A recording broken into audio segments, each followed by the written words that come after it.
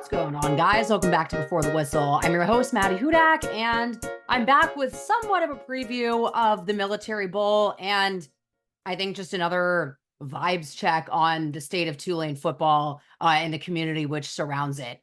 It's really hard, especially coming off the heels of a New Year's Six bowl. And not only that, but winning in the way that Tulane did last year, it almost sets them up in terms of expectation wise for failure this year, where really the only expectation a lot of fans had was repeating and going back to a New Year's Six game. And it's kind of difficult now getting a still good bowl game in the Military Bowl and a credible Power Five opponent in Virginia Tech, but it still doesn't have the same air or feel to it as the New Year's Six Bowl, nor does it have the same recovery timetable. And all of that is kind of what I want to focus on today on this show, and just kind of centering people, I guess tempering expectations and just putting as much as I can in perspective, where this time last year, Tulane didn't have their bowl game set until January 2nd.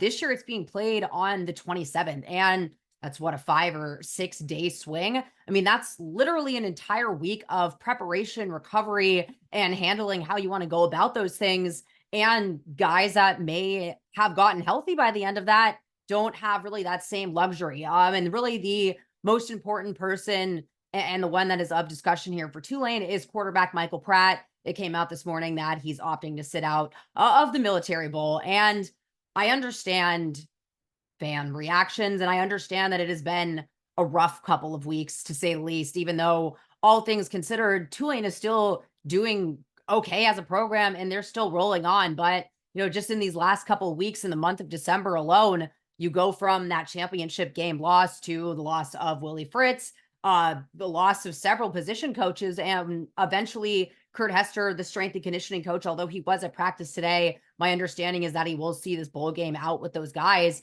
And then some of the players entering the transfer portal, some of those guys opting to play in this bowl game. And that really just solidifying for me the weirdness of college football and this time of year, and how if the players can man up and be adults about the situation, then the fans absolutely should really kind of get a handle on things here and see that we're talking about guys' lives. We're talking about ultimately student athletes who have to make decisions that are best for themselves and their future. And a lot of that is playing in this bowl game or sitting out of this bowl game for one reason or another. And I think you can have both selfish and selfless reasons for wanting to do something. And either way, it really not being that big of a deal at the end of the day. And for as much turnover as there's been at pretty much everything, the biggest differences today that you could point to were, just the absences of two massive people in the program in Michael Pratt and Willie Fritz, with Slade Nagel being the interim head coach conducting practice today, with the attendance of John Summerall, who was there all practice long and was super kind of just silently observing, but very actively doing so at that, going back and forth between the practice field and the back and walking all throughout each position group. And I think really just getting a good sense of what he's going to be working with next year.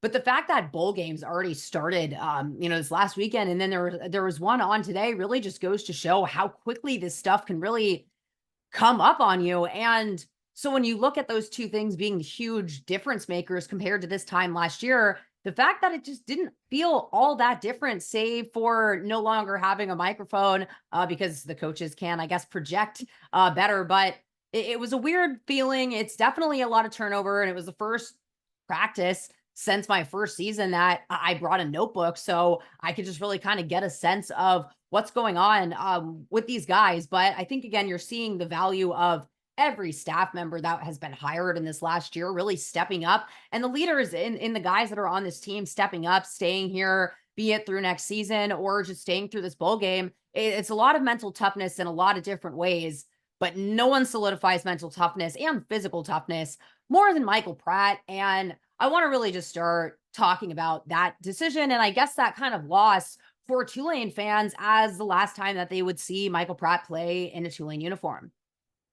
So really, again, the big news for the moment for Tulane, it really has been a new, I say firestorm, and it really isn't. It just feels very chaotic these last couple of weeks. But the most important update really coming out that Michael Pratt is opting to sit out of the Military Bowl and get healthy for the Senior Bowl. I just want everyone here to take a step back. And I've said this and I still stand by it that, you really would have to strap Michael Pratt down as a player and as a person to get him to sit out or not finish something that he started. And so for him to have made this decision, I truly cannot emphasize enough how much it's in the best interest of Michael Pratt, again, as a person and a player. And really that goes for every single decision that these young men are ultimately making, where you might not agree with it. You might not agree with your favorite running back going to play for your division rival when they're in the NFL in a couple of years. But when they're in the NFL, it's a little different in terms of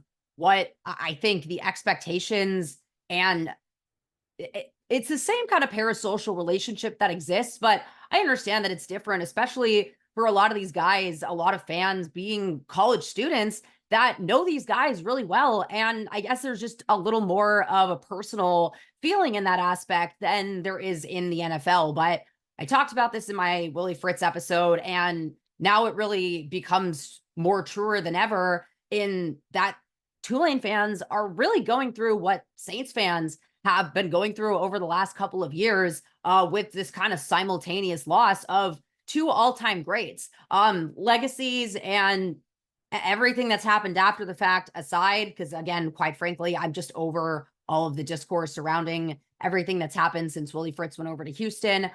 Tulane again is rolling, and they are in good hands with John Summerall, and they were in incredible hands for the last several seasons with Michael Pratt at the helm. If you just want to look at an example of what a leader can do for a team and how guys respond to that type of leadership and really rally around them until that final snap, Michael Pratt to me is the paramount example. I remember coming into training camp back in 2021. I had actually, for Tulane's media day that year, hopped on the Sports Hangover with Gus Kattengale, Jordan Kleber, who's our audio engineer now. And Michael Pratt was one of the players we interviewed alongside Nick Anderson. So I had gotten to know him a little bit in that conversation. I had learned that, he played several sports growing up, that he was homeschooled until ninth grade and never picked up a football in a serious manner until then.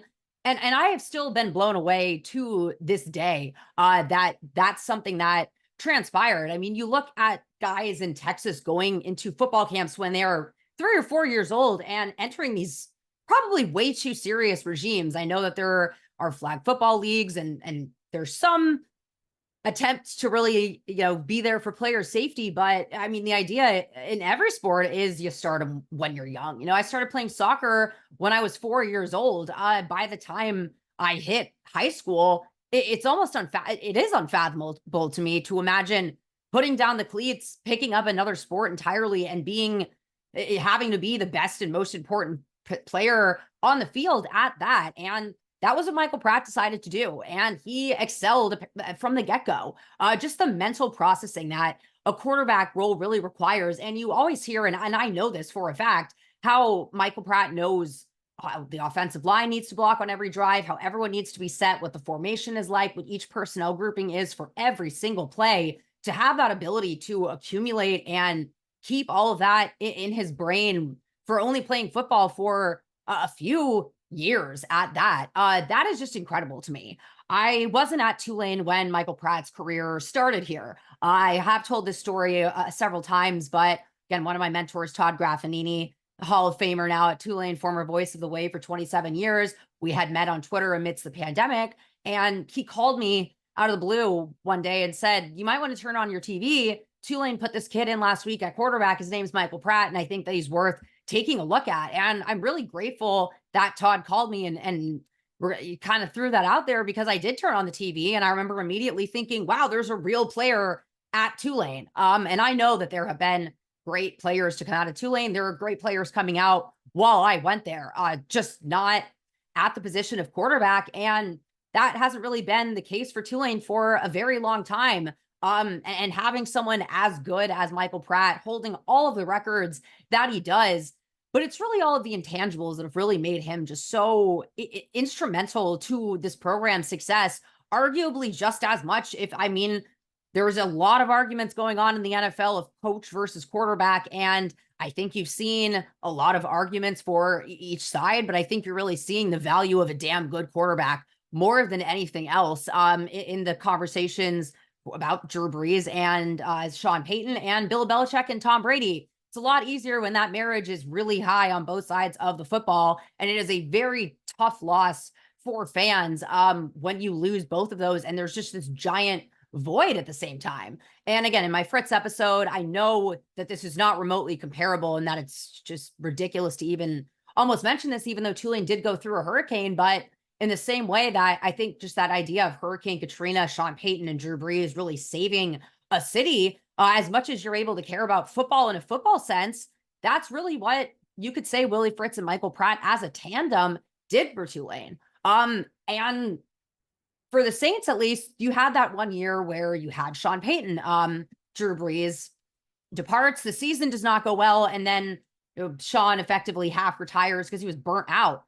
It's that difficult to compete and win at a high level, and it does not matter which side of the sport that you're in. But, I also have been able to now not only watch a leader and a hell of a player in Michael Pratt be born over the last couple of years, I've also seen how that goes all the way through to the Senior Bowl and the importance of that for especially a quarterback and someone coming out of a G5 program like Michael Pratt and Tajay Spears last year. But really what has been the most impressive trait to me about Michael Pratt is the fact that despite this age of transfer portals and tampering and what have you, NIL, everything really, that even after the 2-10 year, that Michael Pratt stuck around and continued to see this out for one more year this year, even though we all know that he got offers from Power 5 programs to finish his career out at Tulane. That says a lot about a quarterback that quite honestly could have started in half the places in the country, and top ones at that. But when all that stuff came out about whether or not he was going to transfer to another Power 5 program after the season's over, I mean, again, I love watching Michael Pratt, kind of a love to see you go, love to watch you, or hate to see you go, love to watch you leave situation. Because to be honest with you, every time Michael Pratt took a snap, you're holding your breath. That's a trait that is rare, and it's a trait of a guy that quite literally leaves it all on the field. Every single snap is just important as the last one to a guy like Michael Pratt. And I think the unfortunate thing here for Tulane fans is that, yes, his final game in a Tulane uniform and his final pass attempt, what have you, was a drop pass to Alex Bauman in the end zone. I just want everyone to go back and really take that drive in. I had came to New Orleans in 2020 during the pandemic when it was safe to travel to visit my mom and attend a Saints game. And we had all had this kind of idea that it was probably Drew Brees' one of, if not final seasons. And so I really wanted to, especially with everything going on in the world, be able to see what would probably be my last game watching Drew Brees in a Saints uniform, if not a football uniform in general. That happened to be the 49ers game that year where pretty much that was the swan song of Drew's career. I know he came back at the end of the year, but I in a COVID operated, very, very barren Superdome that was a little too reminiscent of my days at Tulane when we would play at the Superdome, I pretty much heard Drew Brees' entire body just break in half on that field. But what came next was just magical really in its own way. And it's something that I'm really glad that I was there to witness in person, where when you look back, you know that he had a punctured lung and several fractured ribs. I mean, just a ridiculous amount of internal injuries going on there. He still manages to complete a touchdown drive before going off at halftime. And you could see how badly he was hurting. I believe on the touchdown pass at the end that he threw to Alvin Kamara, he dropped the snap, was just kind of, there goes my phone off my lap, was just kind of fuddling around trying to pick it up. And you could see that Drew Brees was just a broken man, but he left everything out on that field until his body could not take it anymore, save for, when he came back later that year. But I felt like once he came back, it just was never the same after you have that many injuries internally at that age, everything that came out about his shoulder. I mean, he was just already operating on lost time. But even though it was a pretty morbid way to watch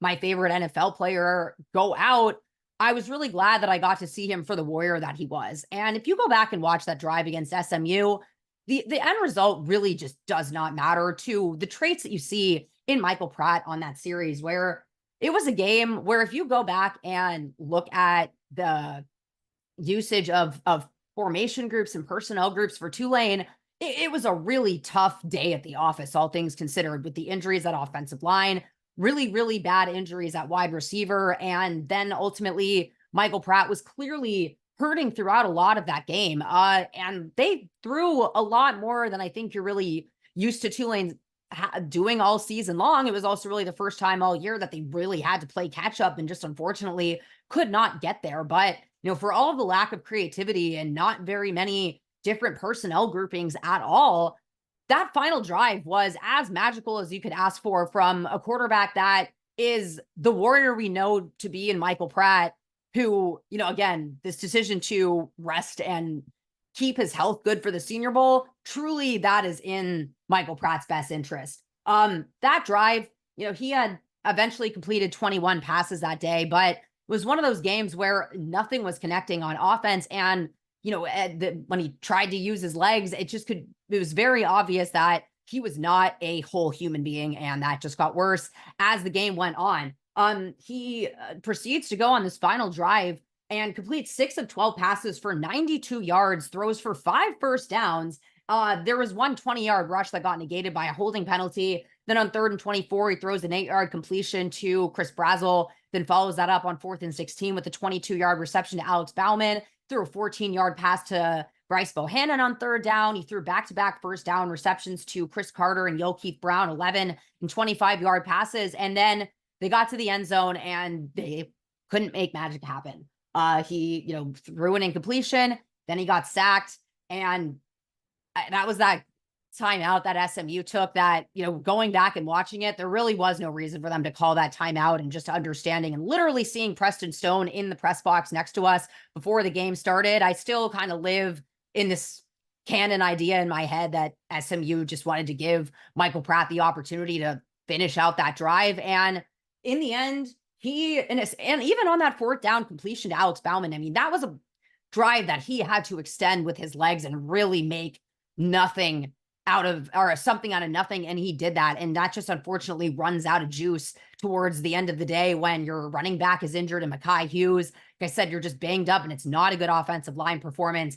SMU is just bringing massive pressure levels from all over the field. And you had an injured quarterback who really just could not escape the way that you were used to seeing. And it's difficult to read the field when you are kind of having pressure break down in your face as quickly as you were seeing for Tulane. But for really there to be not that much left to play for at all, because I know that within the scorer's reason, within the amount of time and timeouts that Tulane had left, a comeback was possible. But I think what you saw at the end of that game is really just the epitome of Michael Pratt, where he stands tall, stands in the face of pressure after getting sacked and throwing an incompletion. He knows this is his probably final pass at Tulane University. It's 4th down, and he stands tall in the pocket and emits pressure. There was a perfect ball to Alex Bauman, and unfortunately, he can't haul it in for a touchdown. And no one is thinking more about that than Alex Bauman. But we've seen all this stuff about quarterbacks in the NFL too, whining and running off and not really having great sportsmanship.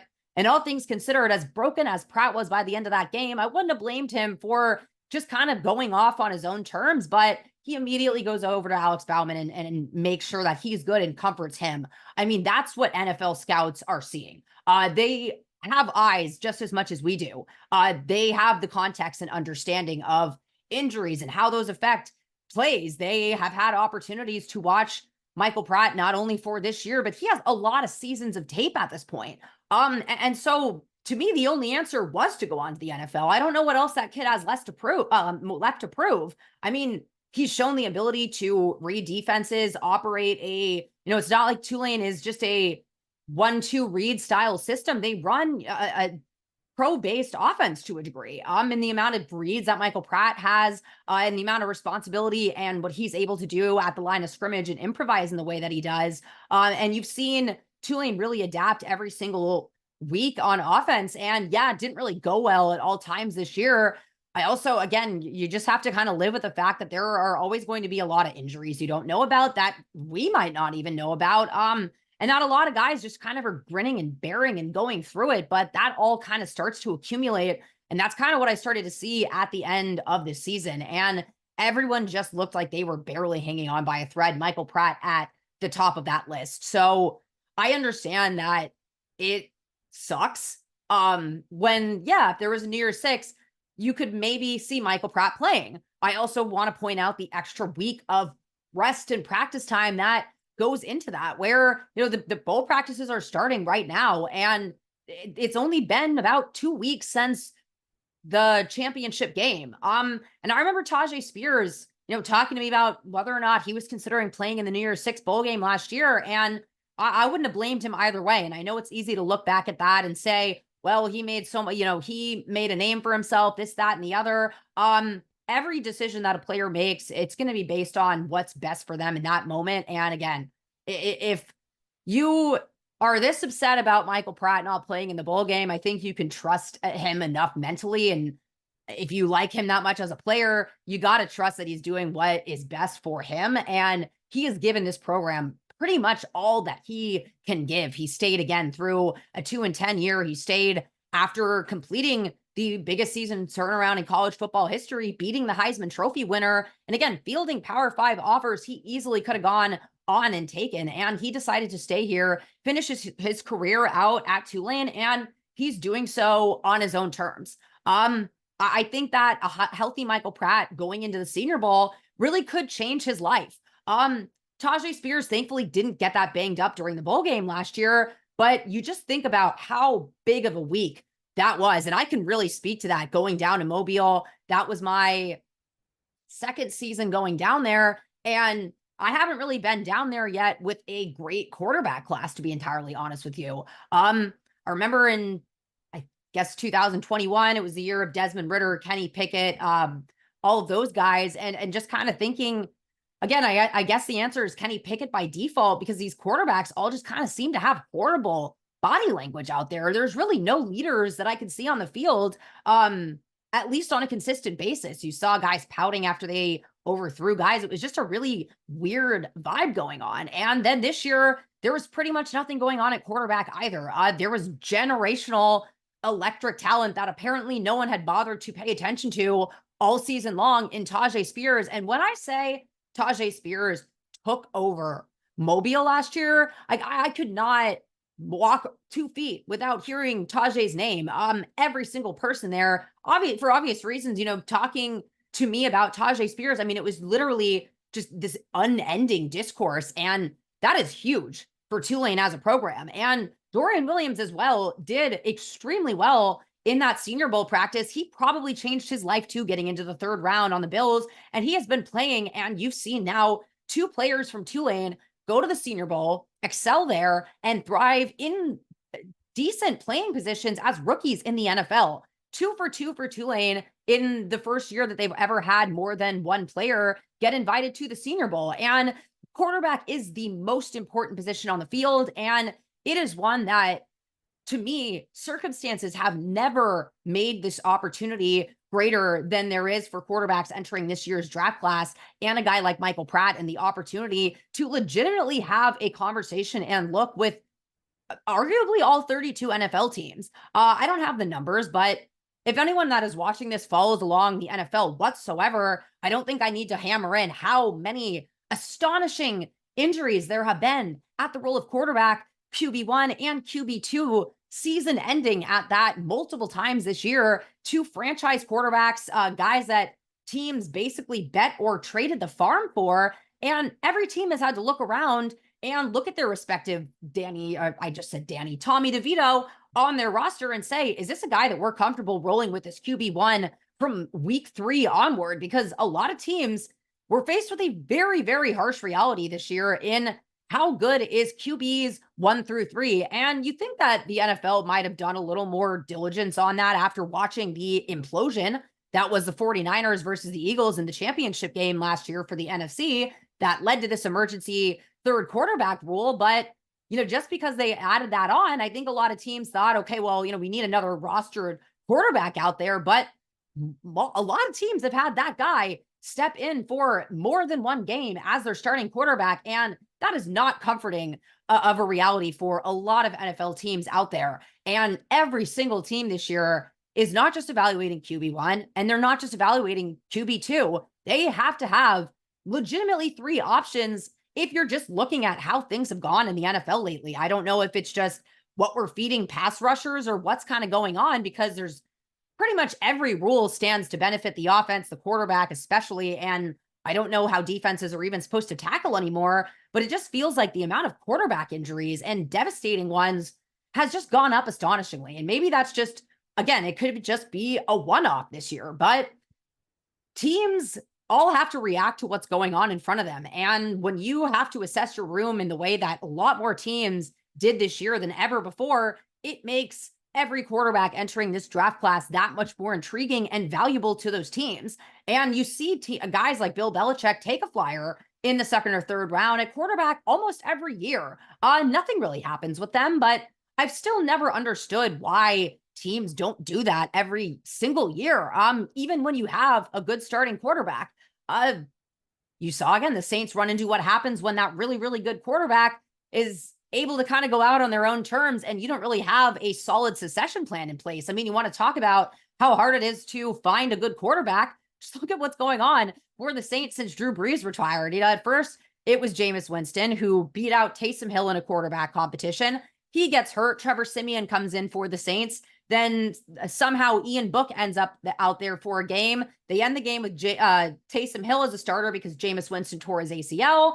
Then next year, they go back to Jameis Winston after trying to make a trade for Deshaun Watson. He gets hurt. The team makes a decision based on whatever to make Andy Dalton the starter of the team. And then this year, Derek Carr and the Derek Carr experience that, as high as it's been, I think, since all year long for Saints fans coming off of this most recent performance, all of that to say, this has been seasons and multiple attempts at replacing one guy on the team. And it just goes to show you how freaking difficult that really is. So when you look at that, when you look at just the amount of injuries that also a lot of quarterbacks might not even be back from rehab, depending on when they suffered their injuries. And so I just feel like if there was ever a year to have your best be saved for the time where you have an opportunity to sit down with all of those NFL teams and they have that time to watch you work and be a teammate, that's where you see Michael Pratt shine more than anything else. And you have to just be fully healthy and fully on your laurels to be able to execute the X's and O's, but also worry about everything else. It's really not about the game at all at the Senior Bowl. Tajay Spears' life was changed in a week of practice.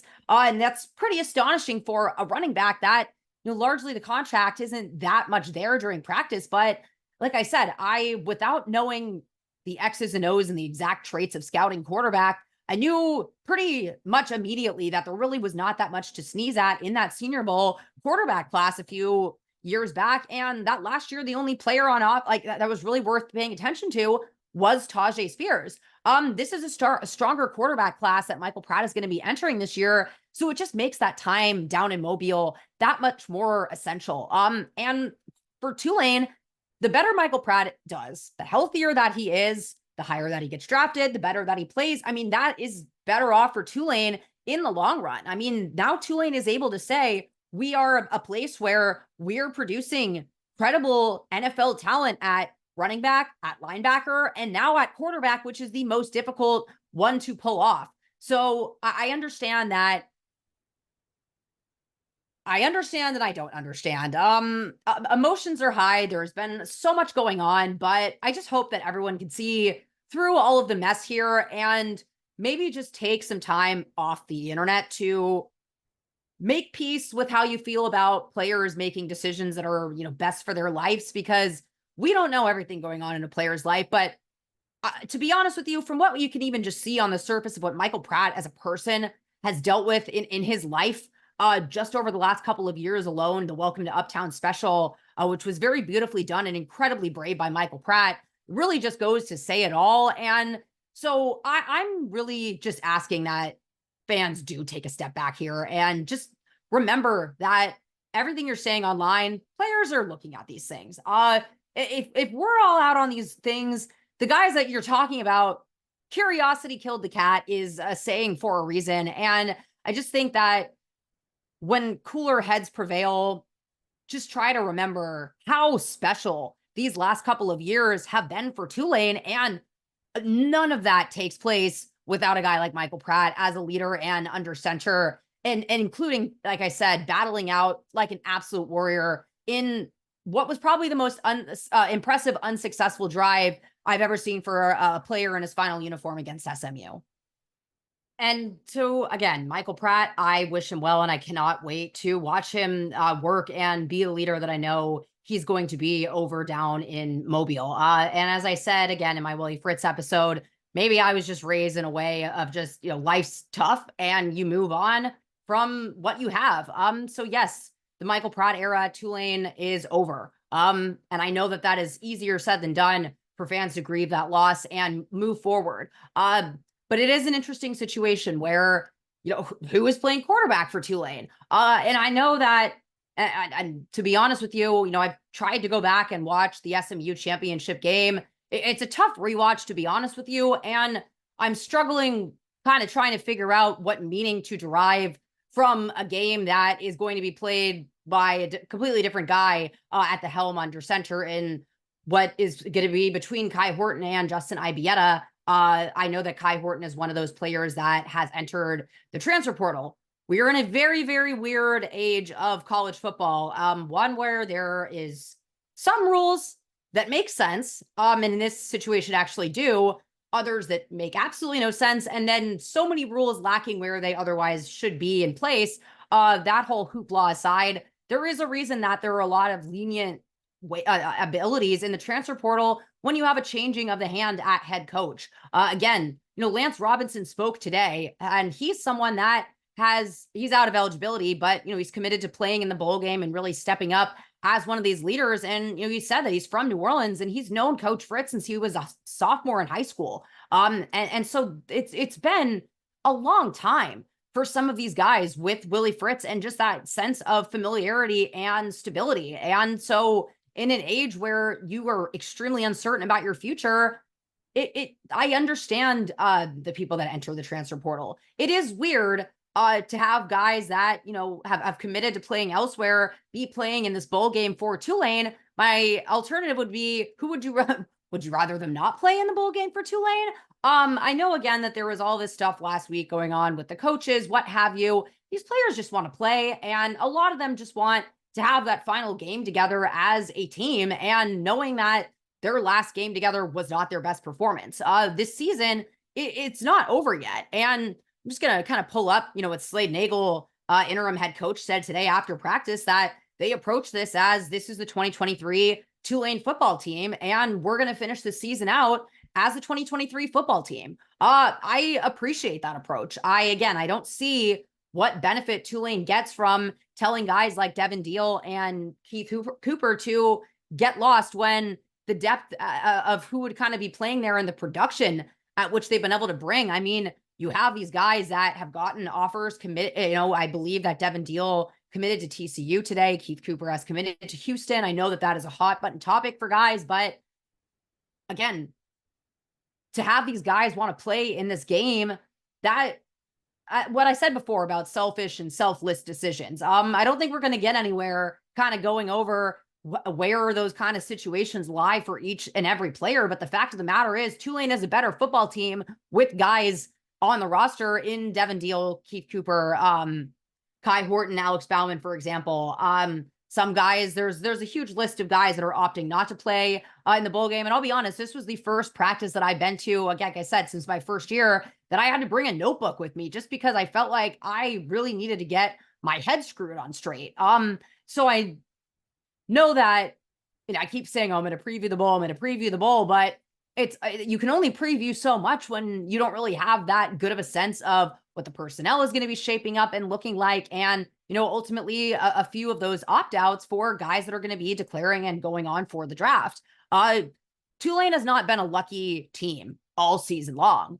They have not benefited from anything, to be honest with you, other than the talent that's on the field. No game was there. It just felt like things were going their way. It always felt like they were fighting an uphill battle, and we can get into those reasons, kind of why those things might be, but it also might kind of be a worthless conversation point at this time because, there's one game left.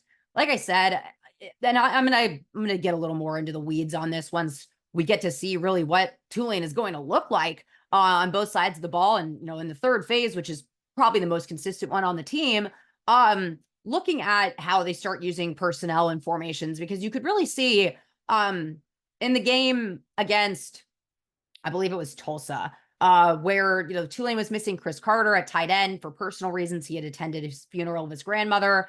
That was the game where Jaquan Jackson was out already. Lawrence Keys and Yokeith Brown got hurt pretty much in the first drives of the game, and Tulane pretty much operated exclusively out of 11 personnel for that game, and they're just not a team that really thrives on that, to be honest with you. They are, at least in terms of how they utilize their tight ends in the run game and everything like that. Whereas, they only, when I'm looking up what they ran against SMU, it was a lot of that 11 personnel, a lot of that, being Alex Bauman lined up wide as a receiver. But that's when that, things are not really going well in the passing game. Tulane also was having some issues at running back. Mekhi Hughes was not healthy going into that game. Shedrick Lewis, not healthy going into that game. Shotty Clayton Johnson had just gotten healthy, but it really just, as you continue to peel back the layers of what the health status was for Tulane on offense, I think it just goes to show, honestly, how well of a program Tulane has been these last couple of years, that these probably should have been a little more insurmountable or sooner than they were. And now that the dust has all settled and, for better or for worse, you have an idea of who's here and who's here for the bowl game. At least this team is still preparing to win this football game against Virginia Tech. I don't know why this is really just getting treated as a throwaway. And maybe that is just a byproduct of the age of college football that we're living in. But again, for a team, I understand that they're 1 year removed from that New Year's Six win, but you look at all of the bowl games that Tulane went to previously. I mean, they weren't very good bowl games. I mean, no offense to the Idaho Potato Bowl, but objectively, the Military Bowl is a little more prestigious. And especially when we talk about not only this discussion about Tulane looking to jump conferences in the future, but again, the college football playoffs is open next year. And if I've learned anything following along football in the college world, and especially from that G5 perspective, it's that perception really matters more than anything else. Where, let's just talk about, again, Tajay Spears. We're all screaming from the mountaintops that this guy is one of the most incredible players we've ever laid eyes on. And it took the championship game really for people to say, oh, well, I might tune into that. And then we're like, what the hell is this, when they watch the Cotton Bowl? And it was just the shock levels in Mobile were just as shocking to me because, again, it's just something that we as Tulane fans and people close to the program and have watched these guys play just knew so immediately that he was going to be a special player. But you're missing that this year, and you're just looking at kind of the harsh reality of what happens if you lose the final big game. I mean, that was always the possibility. And I mean, if you ask me, I think that the selection committee was expecting it to be Tulane.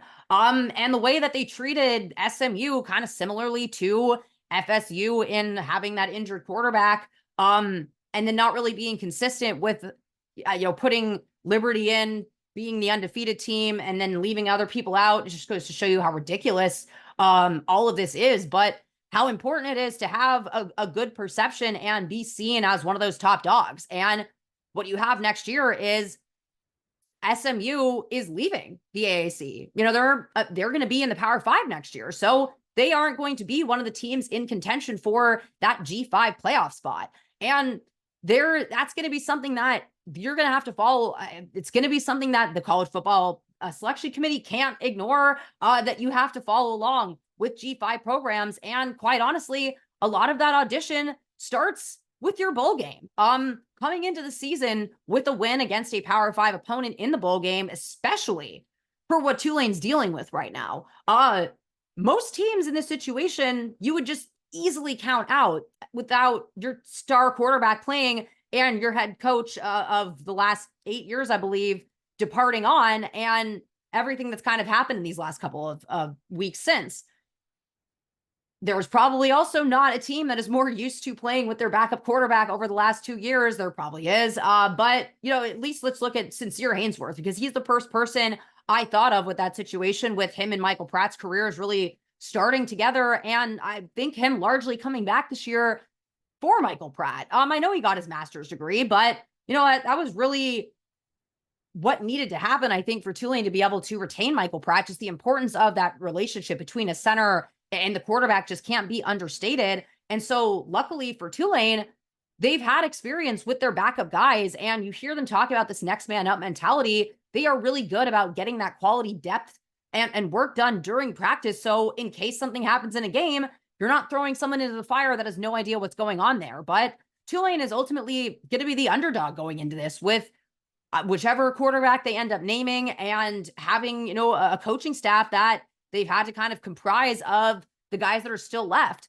That's something that I'm going to dive into a little more on this Friday episode, I think, because I want to do a little more of a defensive deep dive. All of that to say, as much as it might just feel like, just because, the quarterback throws in the towel, the chips start following, a lot of guys don't have that really special opportunity to be invited to the Senior Bowl. And like I said, there are a lot of guys that genuinely love football for football's sake and are pissed off that their final result as a Tulane player was what it was against SMU. So I just really hope that people realize that Tulane is not a team to be counting out, because you look forward to win this game, then you're immediately in the conversation next year, because Liberty is going to be in the conversation by default of being that G5 team to go to the New Year's Six this year.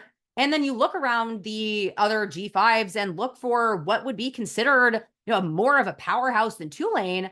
I'm struggling to really come up with one. And then you look at the fact that one of those successful teams could have been Troy. Their head coach comes over to Tulane. He has all of the resources that he does at Tulane. And ultimately, they were one conference championship loss away from being back in that New Year's Six bowl game. And their non-conference schedule next year includes a home game against Kansas State and going back to Norman to play Oklahoma.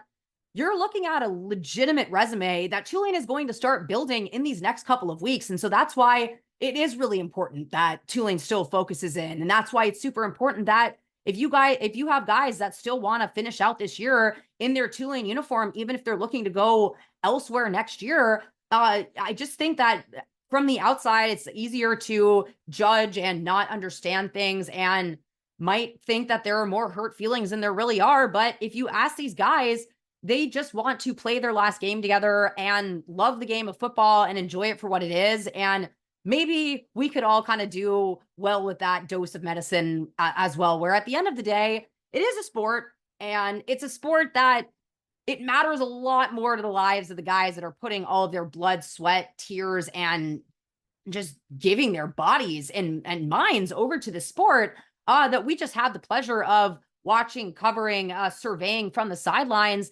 And it's really never been a better lesson for me and just that full human experience than these last couple of weeks of Tulane football. But in a situation where the house easily could have caught on fire and no one decided to show up from the fire department, you had guys bringing in reinforcements. You see guys by the day. Jesus Machado just recommitted to coming back next year on Twitter. The amount of guys that want to stick around and still see this thing out. You just look at the amount of guys in the transfer portal in general and at schools where nothing is seemingly really going wrong for them. That shows what Tulane still has here. It shows the opportunity in a job that is attractive to someone like John Summerall, and him being down boots on the ground now. That's a sign to the players that, again, he said, I am not the head coach acting in the bowl game, but I am Tulane's head coach. And you really get that vibe, and you get the vibe too that he's that Slade Nagel is really holding his own. And all things considered, he has probably had the hardest last couple of weeks than anyone else, assuming just all of the roles and responsibilities that come into that head coach role. most of it doesn't have to do with play calling, especially when you're looking at all of this turnover. You're looking at that point for a familiar face, for consistency, and for someone to guide the ship out of the waters. You know that you have that long term in John Summerall, but to have it in short term in Slade Nagel as well. Tulane really is just lucky to have this much talent and these many coaches to go around, where I'm really looking forward to diving into some of these coaches' backgrounds and how that's going to shape up for what Tulane is going to look like against the Hokies here in the Military Bowl. But, as much as I want to break down a little more bowl preview and bowl practice, today was just really getting bearings and getting a sense of what Tulane is kind of going to be looking like as a football team, and from the coaching staff down to the players. And that requires a little more for a Hudak deep dive than, just this little spiel. But just wanted to go back to this all being about the players, and that I understand, especially in an age where, you are putting your money where your mouth is, you can donate. And I think that, being able to contribute to players takes on a different meaning for, when they kind of make these decisions. But ultimately, Michael Pratt has made Tulane a program that now it's a good transfer destination for other quarterbacks. Again, having a guy go on to Mobile, that is a very elusive and prestigious invite. And to be the first player invited, to have Jim Nagy come down himself, and for Jim Nagy to say that he had texts from Michael Pratt's teammates, and you've seen a lot of his tweets just about the kind of leader that Michael Pratt is, and that's really what scouts are going to lean on and take away from that. I really couldn't agree more. And the worst thing that could happen would be the warrior that we know Michael Pratt is, just some fluke happenstance going wrong in this bowl game. When he, again, if you just go back and watch that final drive, I'm not entirely sure what his injuries are, and I'm going to let him privately deal with those on his own and move forward with that. But yeah, that was a man giving everything he could with not having very much in his body to give. And so you would not be getting a whole Michael Pratt going into this bowl game, and that's not good for anyone. So I'm grateful to have witnessed, again, probably, if not the greatest quarterback and head coach tandem in Tulane football program history. I've covered quarterback competitions in the NFL. I've now covered a running back competition.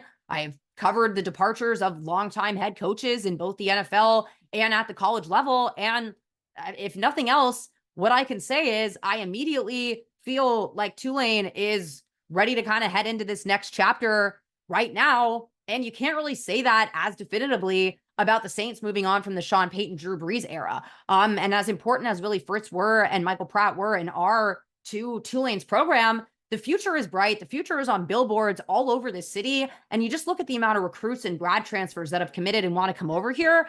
Tulane's juiced up, baby, and I'm looking forward to covering it and heading into this bowl.